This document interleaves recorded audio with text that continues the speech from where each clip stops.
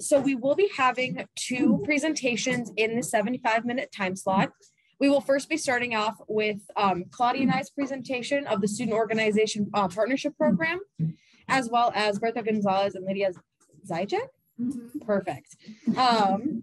Of community engagement preparation for BIPOC students. But before we get started, we wanted to introduce Beth Tryon, who was previously a part of the Morgridge Center, and she will be saying a few words before our presentation. So thank you, Beth. Yeah, thank you. Yeah, I'm really glad to be back on campus. I retired at the beginning of 2021 during the pandemic, and so I didn't get to meet a lot of the student interns who are at the Morgridge Center now. So I'm excited to be here to just get to know you all better. And that's really all I wanted to say was that way back 10 years ago, we started figuring out that the community was tired of students, what they quoted us as bringing their white nonsense to the community. And because we are a PWI still, even though it's getting a little bit better, they said, can you train your students to not be humanitarian douchebag? So we started collecting material. It went into our website. We wound up starting to gather it a lot. We went to a lot of conference presentations. People were streaming out the door saying, oh my God, oh my God, oh my God. And what we really found out was that people who are chronologically gifted like myself were less effective in the classroom to train the students than the students are to train each other as peer mentors. So we've seen some really fabulous work that these guys are doing now that they've been trained to do it. Meanwhile, we had so much material that we wound up writing a book about it. So Haley and Madden and Corey Sprinkle and I are in the copy editing phase of this book called Preparing Students for Equitable Community Engagement. It should be out this fall, and you can pre-order it by June, maybe. So get your departments to buy it, get the libraries to buy it, and tell everybody you know about it. Because what we did was we took all that stuff and put it in this one thing. So I'm just going to leave these flyers up here on the front table, or you can pass them. I don't care if you're interested, take one. And yeah, that's all I wanted to say is I'm really happy that the work is evolving. I know it's going to need to evolve further because even if we're talking about mostly white students, we've always recognized that we have students of color that have the opposite experience in the community, facing discrimination and bias when they go into a social service agency staffed by usually a bunch of middle-aged white women. So we'll be doing some other training in the future, but for now, we'll get a snapshot of what's happening right now on the ground. Thank you so much for all coming.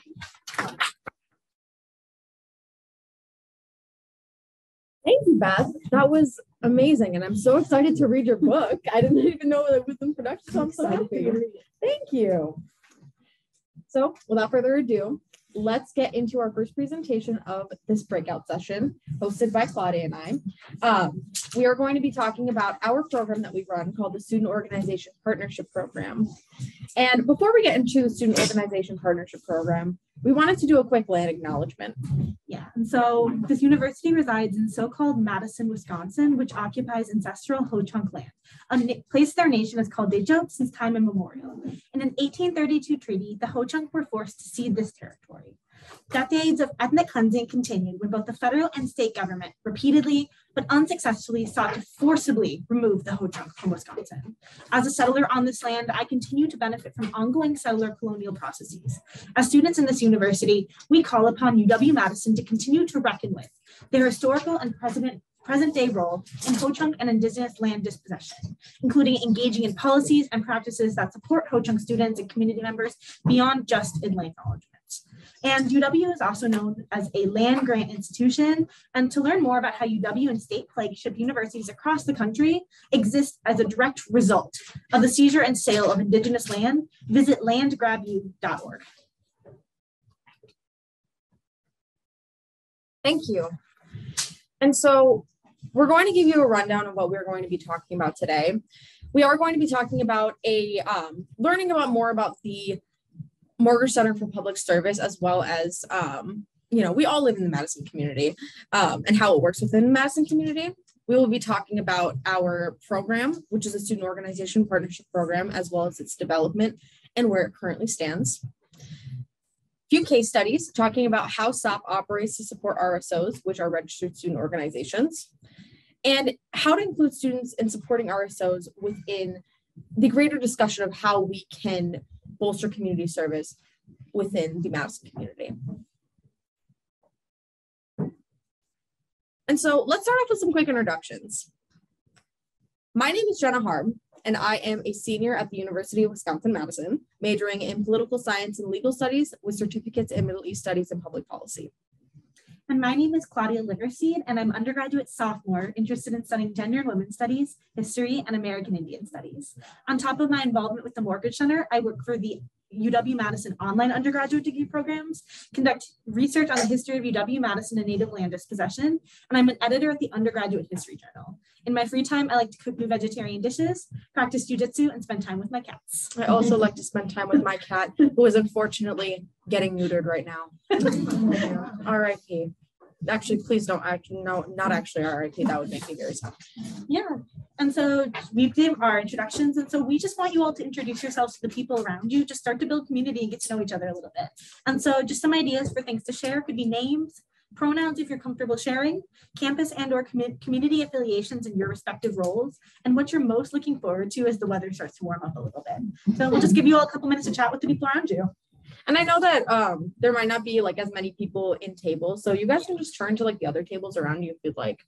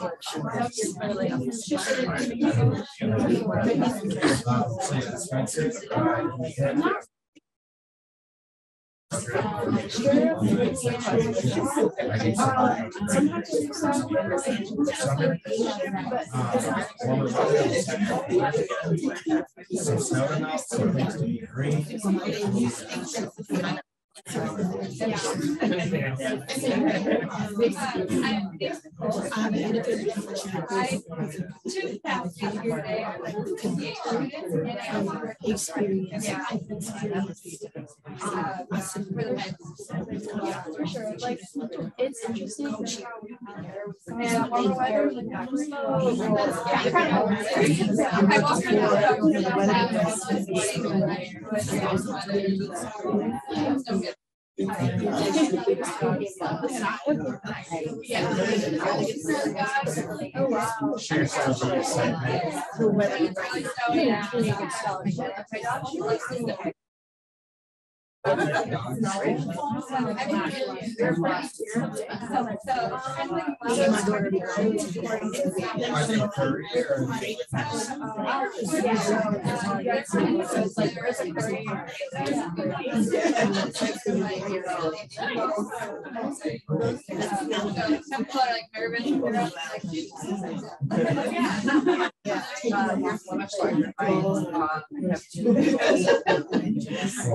All right, everybody, we're going to call you all back. Thank you for doing that. I hope it was fun to learn a little bit more about the people around you.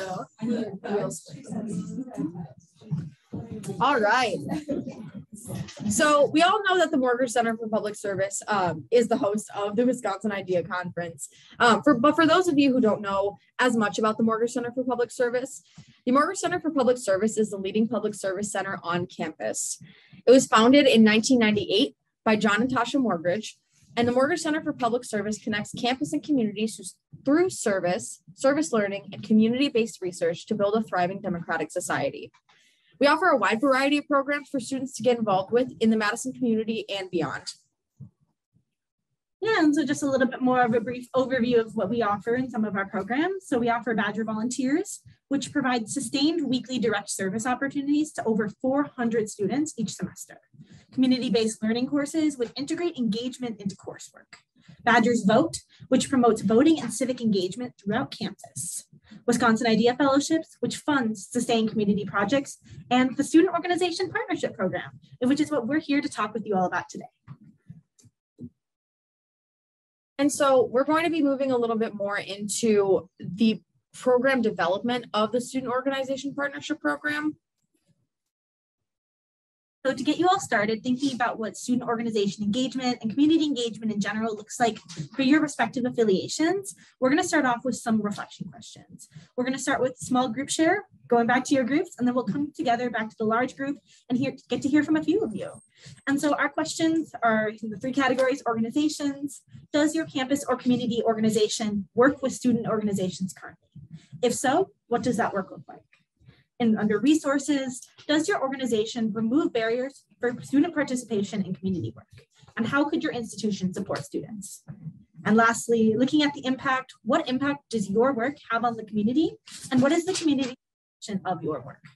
And so go ahead, get back into your small groups and talk for a little bit.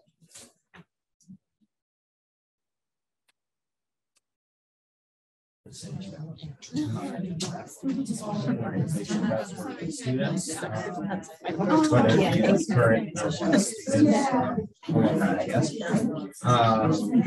So we also work with like current students by having counselors and things like that. I feel like the work is pretty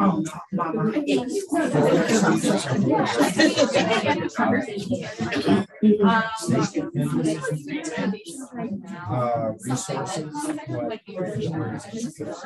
what student participation in community work, pay them more. I think it's a really easy thing. I think that if they want kids to be, not kids, adults, to have students involved in the work, like they need to pay them. I think it's an easy answer that the organization and then I mean, building a community show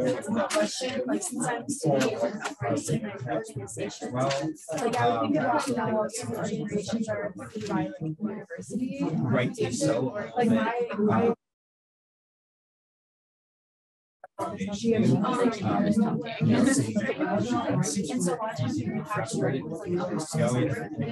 Sometimes it's more relational students is going to use choices. Make sure that opinions are voiced. So I think those relationships are more hard for me between university and student organizations and the community. So I am with student organizations work with. I oversee one. And they have like interest in family medicine grad school, and like they do some really from like really different to offers and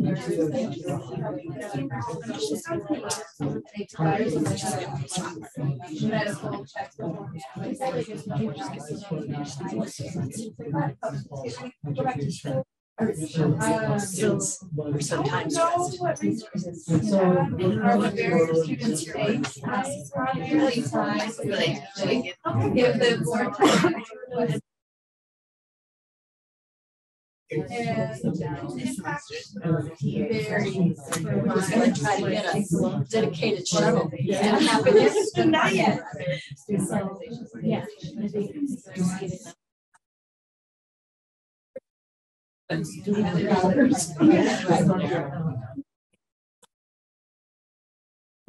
Everybody, sorry to cut your conversations a little short, just being cognizant of time. So just to hear from like 1 or 2 of you, do any of you want to share a little bit more about the work you do? Just go ahead, shout it out. Odyssey program. And what does the Odyssey program do? So the Odyssey project, we're located at the UW Partnership Center, and we're like also affiliated with UW Medicine. We help students from marginalized backgrounds get their first steps into higher education. Some of them have criminal background history. Some of them have been facing domestic abuse or have been through poverty. And we kind of provide holistic wraparound services so they could get their first steps into school, and also so they could feel empowered that they have a place and a voice, and like that they could see themselves as students at university. That's awesome. Thank you for sharing. Would anyone else like to? Before. I work with the University Master of Public Health program. In my capacity, I help students prepare for their, what we call an APEX, or other departments call field experience, capstone, et cetera, is their final project that the students must complete before graduation and prepare them for life after college or after the degree. Very cool. Thank you. Yeah, thank you so much for sharing. And I hope that you guys got the opportunity to talk within your groups about like what your organization and how your organization works with the greater Madison community or even communities outside of Madison.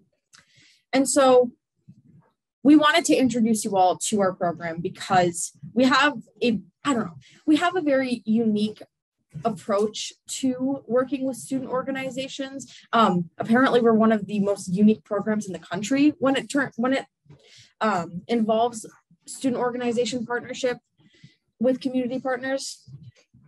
And so what is SOP, or the Student Organization Partnership Program? It is a program that seeks to help student organizations strengthen relationship with community partners by better preparing students for community engagement.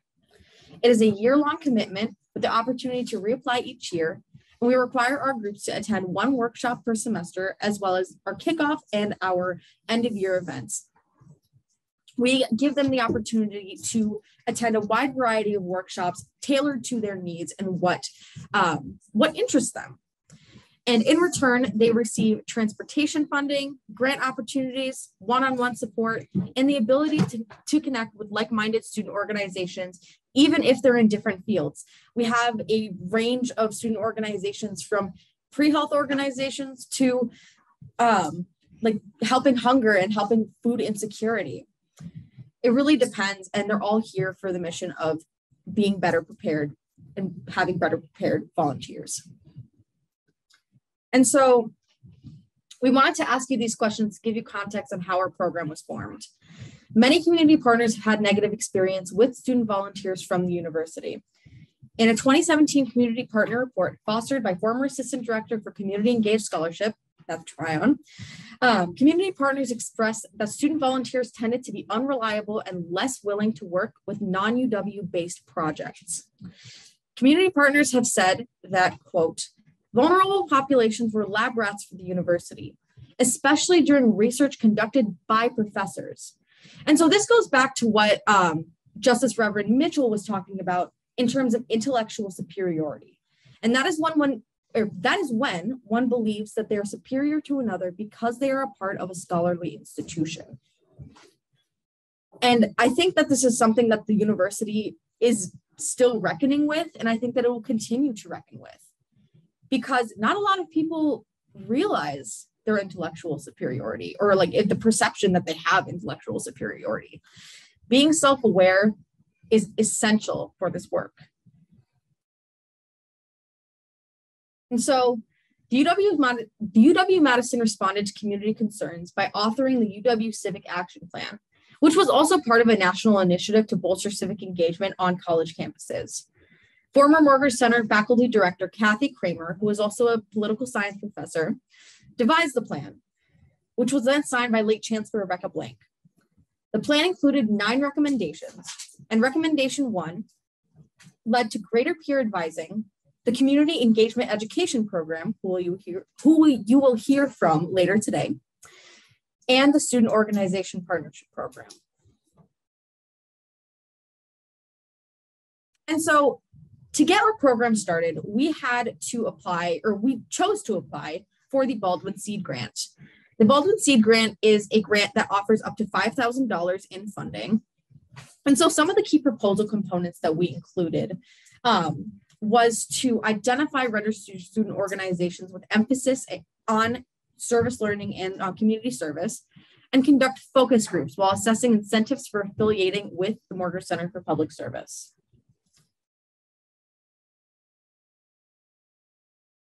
And so as we conducted the focus group and we identified student organizations that were willing to work with the Morgridge Center for Public Service to become better prepared, we launched our program with 4 registered student organizations, or RSOs.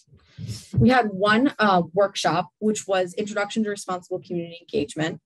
And I do want to give credit where credit was due. It was proposed by former Assistant Director for Civic Engagement, Megan Miller, as well as former Community Outreach Intern, Anissa Unawati, in early 2018. And so the first program was an incredible success. And the second year actually brought 14 RSOs. So I don't know math. I'm not a math person. I'm very much like, but it's somewhere around like 2 to 3 times what we had before. And as we were rolling into the Student Organization Partnership Program, the COVID-19 pandemic hit in between our second year and before our third year. And so the 2020-2021 program was fully virtual with 12 RSOs. We had to shift all of our programming online. And so we conducted virtual workshops such as Introduction to Responsible Community Service and Leadership Transitions. This is also when I transitioned into my role. And creating this program to a virtual setting was very difficult, but we were able to do it and still bolster community engagement. Yeah, and so just to talk a little bit more about what SOP's current programming looks like and what we're aiming to do in the future. So as SOP has transitioned back to fully in-person programming, we've continued to grow and evolve to meet the needs of both our community partners, but also our student organizations. We've added another intern, me, to the team. And we've redesigned the structure of our workshop requirements to be more flexible to meet an express need of our organizations. And then as we look to the future, we aim to expand the scope of our program even further. We are thinking about what we can do to support student organizations who aren't necessarily a part of SOP, but still continue to do this work. We also want to facilitate further connections, exchange of ideas, and collaboration between all of our current student organizations and building opportunity to do so further into our structure. And to just touch on what is a central part of SOP's programming is our workshops. So Jenna and I put on around 3 workshops a semester, including a required kickoff event and 2 others that fit within the flexible workshop requirements. For our fall semester, our workshops tend to focus more on community engagement, have included titles such as Introduction to the Madison Community, Introduction to Responsible Community Engagement, and Fostering Community Connections. And then building off of those workshops for the spring, we then shift more towards an organizational leadership and capacity for our organization, with workshops such as leadership transitions, grant writing, philanthropy and fundraising, which we recently held and was very popular, and member retention and recruitment. And a key component of our workshops is the collaborative nature of them. It is not just Jenna and I talking and just giving information to people, but rather a space where our organizations can build off of each other's ideas, successes, and failures and work together to create solutions with our support, of course. And so the requirements to be a member of SOP, there are threefold. First, they must be a registered student organization. Second, they must have service as a key component. And third, they must be in communication with a community partner. And so I would love to share more about the incredible work each of our organizations do, because we wouldn't be here without their commitment to effective community engagement and being a part of our program. If you're interested in learning more or collaborating with any of our orgs, please come find us or reach out to us. We want to we love our orgs. Please work with them. Additionally, the applications for SOP 23-24 are open until March 31st. And if you know any student orgs who would be a good fit, please connect them with us. Before we do that, I just want to give a shout out to Lauren McNeil because she's here. She is from Women in Scientific Engineering and Research, or WISER. She is a wonderful addition to our SOP groups, just our SOP community. So I just wanted to give a quick shout out to Lauren. Hey, girl.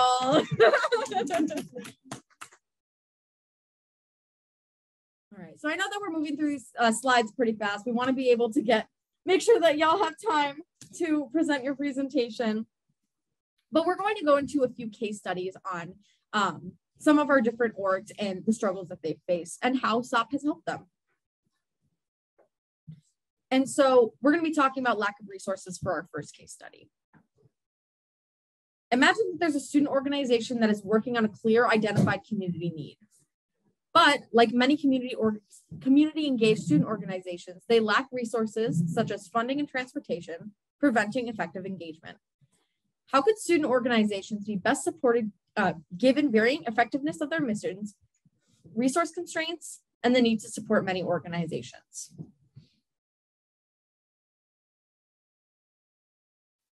And I would post that but I think it's going to have to be rhetorical because of time. So I wanted to show you a quick video clip. If this will work, I hope.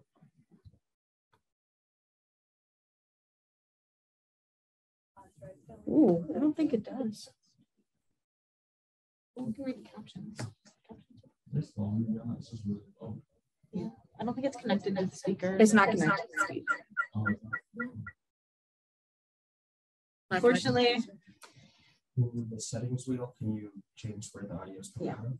1 sec. Settings wheel? no, I think it's your computer audio. No.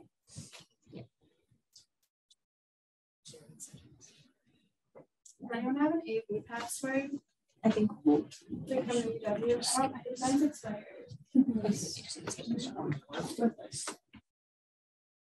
Sure.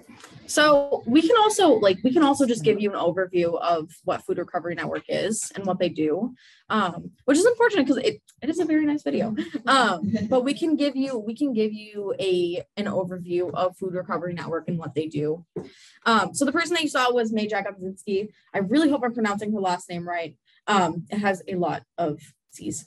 So the Food Recovery Network is an organization on campus that works with community partners like the UW dining halls, as well as the Crossing, which is a campus ministry, to provide or to prevent food waste by collecting food from the dining halls and serving them hot and fresh for free for students twice a week. And a lot of what they were struggling with was transporting the food from the dining halls to the Crossing. They told us that before SOP, they were basically moving everything on like pulley carts from dining halls like Gordon's, DeJope. Gordon's and DeJope were the main ones. And I was surprised at how, first, how determined they were, because it is very difficult to like pull a pulley cart from all the way from DeJope all the way to the Crossing. But we wanted to assist them in being able to provide effective community service, because food insecurity is something that affects a lot of students. And so they applied for our $500 mini grant program, and they were able to purchase trays, food trays, as well as different packaged items, transportation as well. They do use our fleet vehicles and other resources such as meeting space, office supplies, and printing, which supports our org's community engagement efforts. And so the significance of this is that a lot of student orgs face funding constraints as organizations transition back to in-person programming. It was an issue before student organizations before the pandemic hit, but even as especially as we transition into in-person programming, student governments and other student organizations or institutions are grappling with how to accommodate for the needs of these student organizations. And it's especially pronounced for community engaged student orgs, because a lot of them have to travel to different community engagement sites or need specific materials. And so they rely on funding to sustain their partnerships and engagement efforts, and are less likely to be able to compete with traditional funding efforts such as charging dues or working concessions. All right, and so to go into our second case study, the lack of involvement opportunities. And so the problem is that pre-health students are struggling to find opportunities to engage with the community because many clinics are not accepting in-person volunteers due to the ongoing pandemic. With the importance of ensuring that pre-health students learn how to meaningfully and ethically engage with the community in order to become effective practitioners of medicine, what can we do to support pre-health student organizations in community engagement? And so introducing Community Health Volunteers of Madison, or CHVM, who aims to reduce health disparities in Madison through meaningful engagement that aims to meet the needs of the community, as well as prepare future health professionals to understand health inequities and how to engage in effective future medical practice. And so they aim to do this through three separate programs. First, the GROW program, which helps fight food insecurity by delivering free food to local families. Second, the Health Squad, which collaborates with the Boys and Girls Club of Dane County to teach children about health in their bodies. And third, the Health Advocacy Team, which reaches out to members of the Madison community, both on and off campus, to make information about various health issues more accessible. And beyond these programs, Beyond continuing to grow these programs and their relationship with their community partners, CHVM has said that some of their goals for the future include working to implement a new primary initiative that offers an eye clinic for elementary students, and working to maintain their membership so they can have a very consistent and strong base of volunteers. And so how we help support community health volunteers in Madison is threefold. First, STOP has a requirement that each organization meets one-to-one with Jenna and I each semester, which provides us opportunities for specific advising, as well as looping in a lot of the other resources the Morgridge Center offers.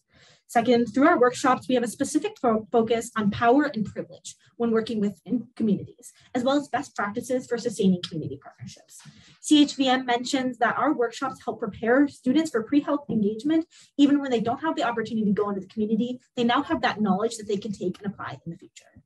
And lastly, CHVM, like I mentioned, also cited lack of consistent engagement opportunities as being more difficult in sustaining membership and participation. SOP has a variety of student orgs at our health centers, such as Jenna mentioned, and the SOP allows for collaboration, sharing of recruitment ideas, and even potential overlap of member bases between these people. And lastly, the significance beyond our specific work with CHVM, it's important to understand the broader importance of working with pre-health students. And we challenge you to think about how or if you could incorporate this into your work, because nearly all degrees that pre-health students work towards require or reward direct service, meaning many students have a need and are looking for opportunities. And second, because effective community engagement is a necessary component of preparing pre-health students for equitable careers. Through this work, students learn about community resources, cultural humility, and team-based approaches to problem solving, which help address saviorism and elitism that many providers have when working with communities. So as we wrap up our presentation, we wanted to give you a few slides on how to incorporate not only working with student organizations, but in terms of the community partner perception. And so assessing impact on communities with your organization that you work with. Scheduling stakeholder meetings is essential for this. This is something that we kind of like hammer on the head with all of our student organizations, is just communicating with your community partner. Creating focus groups is a really good idea. It's basically like a group with probing questions about your organization's work and programs. And it can be, you know, community leaders, organization representative, students, whoever you want to work with. Getting community partner feedback through asking a few questions like, how does the community organize, or how does the community see your organization or institution that you are a part of? A lot of us work for UW. And so how does the community see UW as an institution and as going into the community? What effects has the community experienced as a result of your organization's work? Is there a way to quantify that? Is there a way to grab that information? And does your organization engage in cultural humility and rejecting saviorism? This is essential to making sure that the work that we do is transformed, not as, you know, us going in and saving the communities, but us doing mutually beneficial partnerships. And so within this too, it's important to not only gather these community responses and listen to community members, but directly respond to them, making sure that community members know and that their time is valuable and that their feedback is appreciated and actually implemented. So some brief ways to do this is addressing perceptions via internal and external communications with examples given, centering community needs in program development, such as how we did in SOP, questioning, does the community want this program? What do program to look like, and how can the program be best tailored to what the community wants? And keep this feedback continuous. Constantly be having these focus groups, conducting these surveys. Don't let it just be like one and done. Continue it. And lastly, if this obviously depends on the specifics of your affiliation or your organization, but how can you implement like ways to work with student organizations? So some ways to get started is by assessing needs. What needs do you have, if any, that student organizations could fulfill? And within this, what tasks would students be responsible for? This could look a variety of ways if you're a community partner, and if you're a campus unit, this could look as simple as asking student organizations for their feedback on your operations. And so thinking more about what this time commit would look like, keeping in mind that students often juggle jobs and full-time student status, and what student organization may be a good fit for your work. And lastly, do you have the capacity to start and grow a new relationship? Especially because student organizations may be newer to community engagement, they often require increased work and guidance and support to make sure they're able to meet your needs. And so we've listed some ways here to help get connected with some UW-Madison RSOs, such as ASM, Student Leadership Programs, the Wisconsin Involvement Network, and the Center for Leadership Involvement. And as always, if you're interested in working with any of our student organizations or learning more about this, feel free to come talk to us or reach out. And so I know that we had limited time today, and we wish that we could answer more questions. But I wanted to thank you all for coming to our presentation. We really appreciate all of the work that our student organizations do, our staff, as well as just getting a chance to evolve our work.